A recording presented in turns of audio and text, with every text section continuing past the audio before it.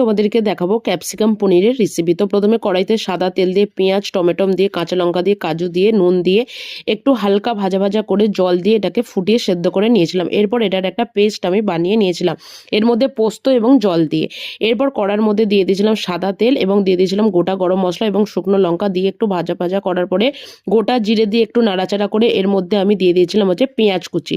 পেঁয়াজ কুচিটা একটু লাল লাল হয়ে ভাজা ভাজা হয়ে এলে এর মধ্যে দিয়ে দিয়েছিলাম আগে থেকে করে রাখা পেস্টটা। তো পেস্টটা দিয়ে দেওয়ার পরে এর মধ্যে দিয়ে দিয়েছিলাম হলুদ গুঁড়ো, লঙ্কার গুঁড়ো, ধনে গুঁড়ো এবং কাশ্মীরি লঙ্কার গুঁড়ো দিয়ে খুব ভালোভাবে নাড়াচাড়া করার পর একটু ফুটে এলে নুন এবং চিনি দিয়ে দিয়েছিলাম। এরপর আগে থেকে কেটে রাখা পনিরগুলো এরপর এর মধ্যে দিয়ে দিয়েছিলাম ক্যাপসিকাম এবং ক্যাপসিকামটা দেবার পরে বেশ কিছুক্ষণ এটাকে নাড়াচাড়া করার পর জল দিয়ে আমি ঢাকা দিয়ে দিয়েছিলাম।